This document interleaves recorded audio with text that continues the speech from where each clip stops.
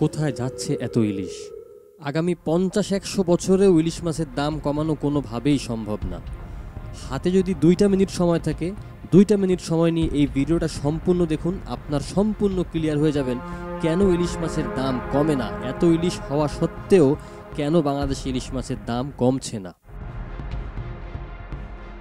ইলিশ মাছ চাষ করতে কোনো খরচ হয় না, খাবার দিতে কোনো খরচ হয় না, তারপরেও ইলিশের কেন এত দাম? বরিশালে, ভোলাতে, চাঁদপুরে, পদ্মায় প্রচুর পরিমাণে ইলিশ হচ্ছে। এখন ইলিশের সিজন, প্রচুর ইলিশ পাওয়া যাচ্ছে, তারপরেও ইলিশের দাম কমছে না এবং কমবেও না। কারণগুলো শুনুন।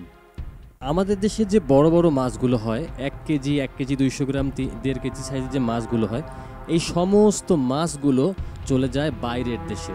হ্যাঁ দর্শক, বাইরের দেশে চলে যায়। সরকারিভাবে না গেলেও বেসরকারিভাবে কিছু অসাধু ব্যবসায়ীরা এই মাছগুলো, সমস্ত মাছগুলো বাইরের দেশে পাঠিয়ে দেয় একটা বড় অঙ্কের টাকা প্রফিট করার জন্য।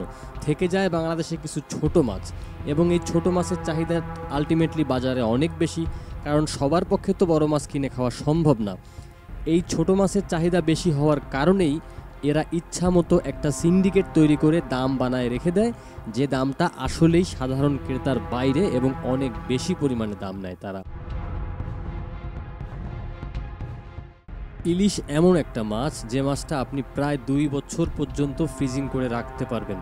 ব্যবসায়ীরা এই মাছগুলো ফ্রিজিং করে ফেলে, ১ বছরের মাছ পরবর্তী বছরও বিক্রি করে, যার কারণে এরা ইচ্ছা মতো একটা দাম নির্ধারণ করে মাছ বিক্রি করে। ইলিশ যে বাইরের দেশে যাচ্ছে তার একটা প্রমাণ আপনাদেরকে দেখাই। কোনোভাবে ক্যামেরাটা ধরে আমি ভিডিওটা করছি, এভাবে কিন্তু বস্তায় ভরে ভরে বড় বড় মাছগুলো দেশের বাইরে চলে যাচ্ছে। ধন্যবাদ যারা ভিডিওটা সম্পূর্ণ দেখেছেন। আশা করি কিছু তথ্য আপনাদেরকে দিতে পেরেছি। দেখা হবে পরবর্তী কোনো ভিডিওতে, পরবর্তী কোনো বিষয় নিয়ে। ততক্ষণ ভালো থাকুন। আসসালামু আলাইকুম।